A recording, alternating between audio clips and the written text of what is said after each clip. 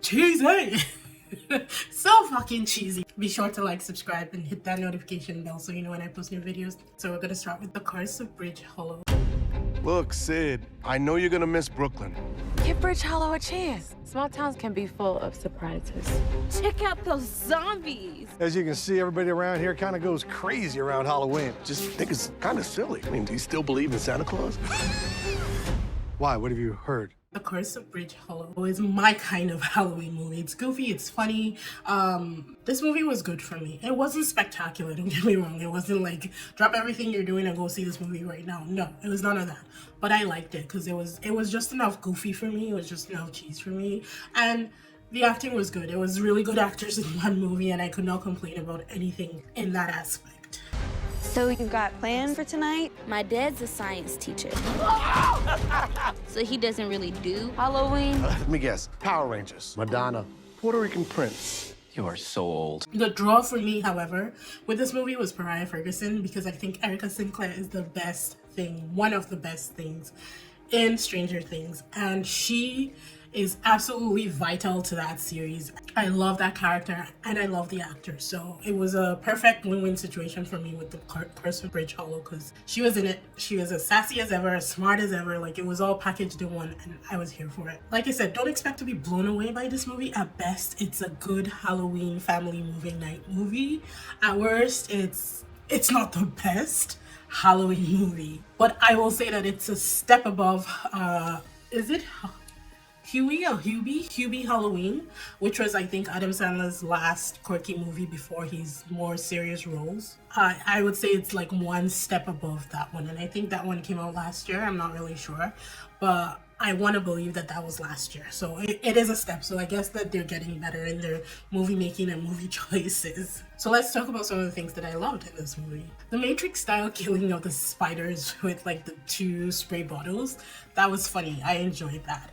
I also found it really funny that they needed a stunt double for the kitchen scene where he was just running in his kitchen. I think it was a max of 10 steps, if at all. And they needed a stunt double for that. That made me laugh so hard. I was like, what are you guys doing? I don't understand why you wasted a stunt double on such an easy stunt. But they used stunt doubles in this movie way more than I think needed to be used, because it's a Halloween movie. It's not an action movie. But they used a ton of stunt doubles. It's like, okay. The skeleton footballers breaking through the windows and the doors, kind of like the Mummy 2, where the mummies broke out of the museum, was everything for me. That scene I loved, hands down. I was like, okay, yeah, that's a good nod right there, a good reference to one of the more, Halloween type-esque movies. I mean, it's not really a Halloween movie, it's a mummy movie, but I like that. Also, the whole movie was kind of like a science education.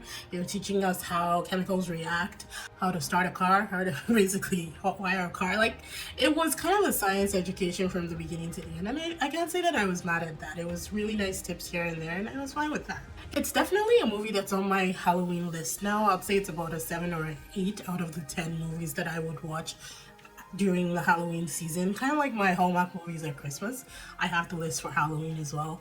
And it's definitely on there. I'd say maybe an 8. Maybe number 8 on that list right now. As far as family time Halloween movies goes, I think it's a good watch. I'd give it a 6.5 on the scale out of 10, and I would say watch it at your own risk. But it wasn't disappointing, I don't think.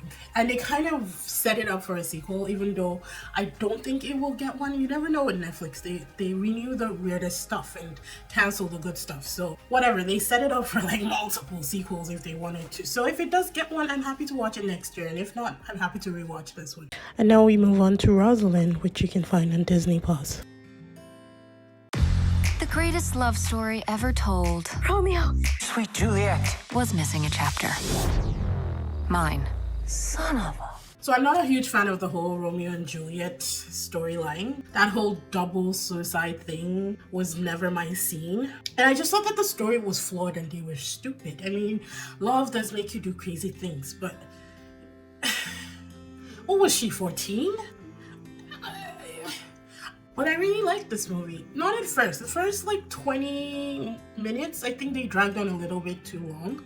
But after that, and also getting used to the fact that Rosaline is American while everybody else seems to be British in this. Juliet was American too, and her family. So, oh, I see what it was. So the Capulets were American and the Montagues were British. I feel like that's what it was. Okay, that just clicked. Okay. After getting used to that, I was like, okay, I can get on board with this movie. I have cholera. You do not have cholera. You don't understand. They were being all gross, and he was saying things to her that he just said to me. 3 days ago. Yes. 3, nurse. Like I said, I really enjoyed it. Caitlin Dever, I know from Bad Teacher, which is one of my all-time favorite movies. I love Cameron Diaz, and I thought that movie was just spectacular. I watch it as many times as I can, but at least once every year. And that's the only place that I know her. And I haven't really watched anything that she's been in since then. But she was good. I think she's a good actress. Even when she was in Bad Teacher, I thought that she was good. So seeing her here a little older, she's still very pretty. I loved it. I liked her in this. Minnie Driver was a whole new surprise for me. Very pleasant surprise. And she comes in like in the first 20 minutes. So you see her right away and you're like, yes, it's about to be funny. She's the kind of actress that is funny without even trying to be funny. And I just love that. Anything that she's been in has been hilarious. And I always like to see her. Hang on a second. It's your boyfriend's wedding. Ouch. Blow me. They really didn't paint Romeo in the best light in this. I hated the guy, like the moment he opened his mouth in this, and I was like, you are pretentious and I don't like you. And then his storyline kind of develops and his arc comes into play and it's like, yeah, I really don't like you. Kyle Allen is pretty great. I saw him in I think it's called The Map of Perfect Little Things or some weird name like that on Prime. And the movie was diluted. I didn't really like the movie because the ending was really stupid.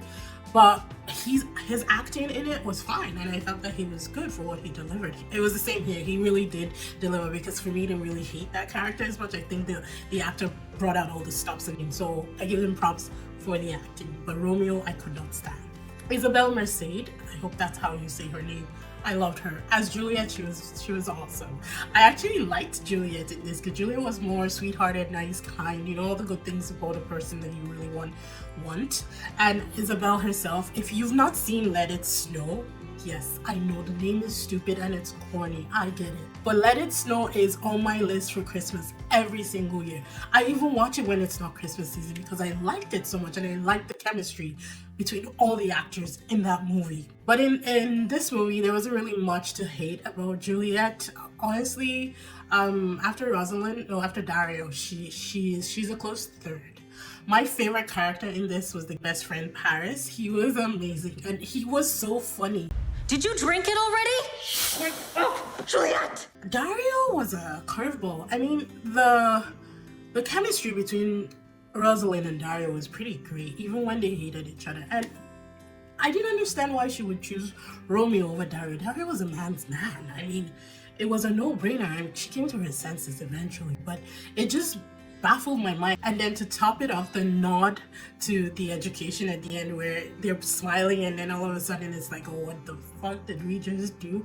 It was flawless. And I was just happy looking at them trying to decipher how much they know about each other, if it's gonna work, and probably heading to a miserable life. I dare say that it was pretty original. I don't think the story has ever been told about the ex that Romeo jilted for Juliet, and telling the story from her side, I think it was ingenious actually, and doing it in this way where it's kind of like comedic and, you know, they're playing songs from this century. I thought it was genius. As for originality, this was a 10 for me.